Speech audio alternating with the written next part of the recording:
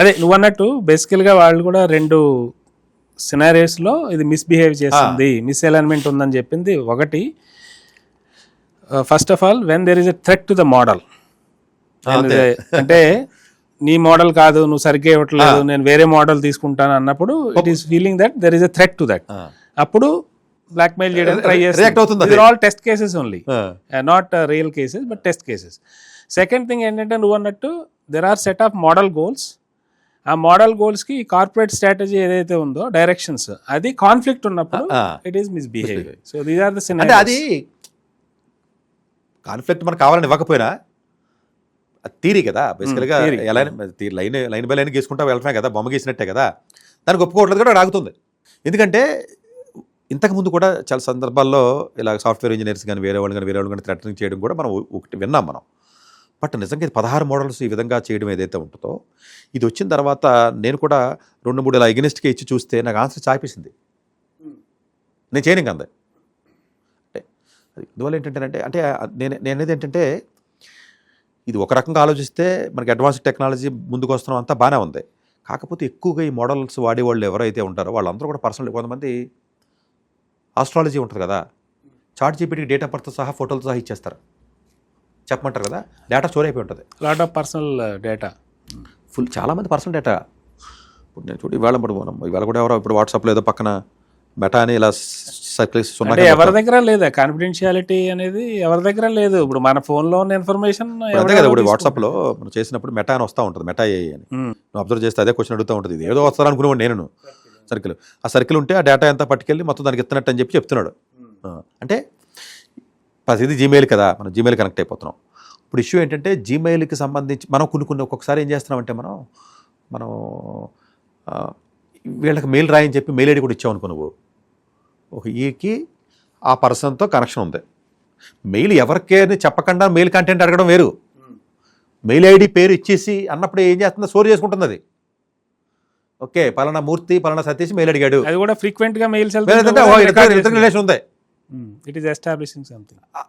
ఆ relation maybe ఏ స్టేజ్కి వెళ్తుంది అంటే నేను మెయిల్ ఐడి ఇచ్చినట్టు ఆ మెయిల్ ఐడికి కూడా మళ్ళీ ఆ జీపీటీ కనెక్షన్ ఉంటుంది కదా ఎల్ఎల్ఎం మోడల్కి. ప్రాబబ్లీ ఫ్యూచర్లో అందులో ఉన్న కంటెంట్ ఇందులో ఉన్న కంటెంట్ కూడా మిక్స్ చేయొచ్చు. ప్రస్తుతానికి నీ మోడల్లో నా మోడల్లో సపరేట్, నీ డేటా నా డేటా సపరేట్ కదా.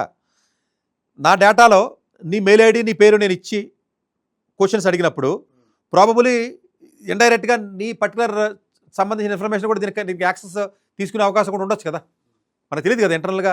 ఇప్పుడు ఇవన్నీ మనం ఊహించినవి కాదు కదా, మనం అన్ని ఊహించడమే జరుగుతున్నాయి కదా. మనం ఎవడన్నా ఊహిస్తాడో అసలు ఇలాంటివన్నీ. సో ఇది అట్లాగే ఈ మోడల్స్ చేయడంలో కూడా అసలు అంటే మనుషులు ఎలాగైతే మనం ఆలోచించగలమో మేబీ బియాండ్ ఆలోచిస్తున్నాయంటే ఆలోచిస్తున్నాయి. అంటే ఇంటెలిజెన్స్ ఫ్రీ అయిపోయిన తర్వాత మనుషులకి పని లేదురా అన్నట్టుగా. అసలు ఇంటెలిజెన్స్ ఒకప్పుడు ఇంటెలిజెన్స్ కొంతమంది దగ్గరే ఉంది కాబట్టి బోల్డ్ వాల్యూ. అంటే ఇప్పుడు నువ్వు కూడా చాలా వీడియోస్లో చెప్పుంటావు, యాక్చువల్గా రొటీన్గా ఉంటాయి కదా. ఇప్పుడు సర్టన్ అకౌంటింగ్ ప్రాసెస్లు ఇవన్నీ కూడా బై 2027 ఇంత ఆటోమేటెడ్ అయిపోతుంది. సో అకౌంటెంట్లు కూడా పెద్ద పని అన్నట్టు they are feeling actually. Correct అది ఎందుకంటే ఇప్పుడు ఫ్యాక్ట్ ఇస్ ఫ్యాక్ట్ అంతే. ఇప్పుడు నీకా నాకా అన్నది కాదు, ఓవరాల్గా ఈ లేటెస్ట్గా జరుగుతున్నటువంటి వచ్చి యాప్స్ కానీ లేటెస్ట్గా జరుగుతున్న మోడల్స్ ఇప్పుడు నేను ఒకటే చెప్తాను, టెక్నాలజీ ఫస్ట్ రావడానికి టైం పడుతుంది.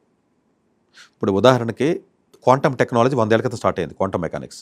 మన ఆక్స్ఫర్డ్ వాళ్ళు 2025 100 years కూడా డే సెలబ్రేట్ చేశారు, ఆల్మోస్ట్ April 14th ఎప్పుడు. అది క్వాంటమ్ డే అంటారు దాన్ని యాక్చువల్గా. అంటే 100 years నుంచి దాని యూసేజ్ మనకు తెలియదు కాబట్టి బ్యాక్ అండ్ నడుస్తుంది. చాలామంది ఏదో అనుకుంటారు ఇది 2030కి వచ్చింది అనుకుందాం మార్కెట్లోకి. రావడానికి 100 ఏళ్ళు పట్టింది, వచ్చిన తర్వాత అది స్పీడ్గా అవ్వడానికి 4 ఏళ్ళు పట్టదు. ఈ బల్బు కనిపెట్టడానికి ఎన్నో 100 సంవత్సరాలు పట్టింది మన ప్రపంచానికి.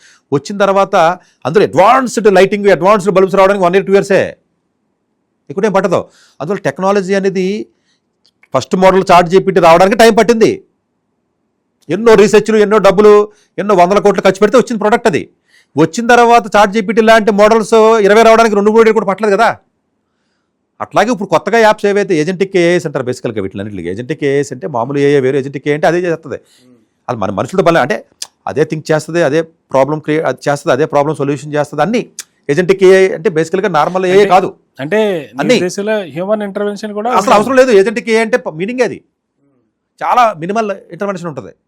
ఈ ఏజెంట్కి ఇవన్నీ ఏజెంట్కి వేసే ఇంకా ఆల్మోస్ట్ ఒకటి వచ్చేస్తున్నాం మనం. ఇదేమి ఇది బట్ జస్ట్ ఇలాంటి మిస్బిహేవియర్స్ లేకుండా ఉండాలంటే అవును. హ్యూమన్ ఇంటర్వెన్షన్ కూడా అవును. అదే ఆ ఉండాలి. హ్యూమన్ ఇంటర్వెన్షన్ ఏదైతే ఉంటుందో ఆ హ్యూమన్ ఇంటర్వెన్షన్ ప్యారల్గా ఉంటుంది. కానీ ఎంతమంది ఇప్పుడు పాజిటివ్ నెగిటివ్, ఇప్పుడు AK-47 గన్ ఎవడో కనిపెట్టాడు, మంచిగా కనిపెట్టాడు కదా, బట్ దాన్ని మిస్యూజ్ చేసింది ఎక్కువ కదా, అంతే కదా.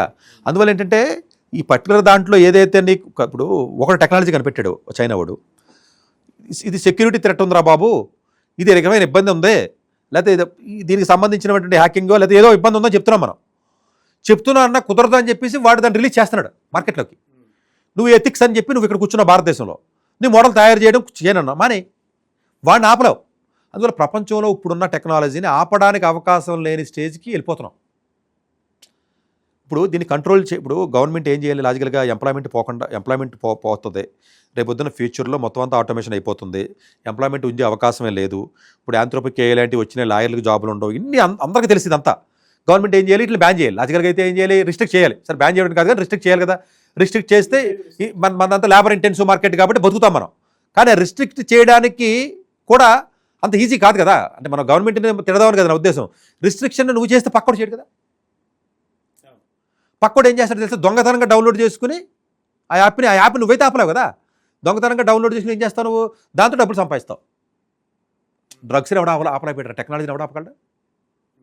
డ్రగ్స్ని ఎవడ ఆపలేకపోతున్నాడు. వైజాగ్ నుంచి పక్కన గుంటూరు దాకా చూస్తే ఎక్కడ పడితే అక్కడ పండించేస్తున్నారు గంజాయిని. ఎవడ ఆపగలుగుతున్నాడు? పబ్లిక్ ఫిజికల్ థింగ్స్ అయ్యి, ఇంకా ఫిజికల్ థింగ్స్ కాదు.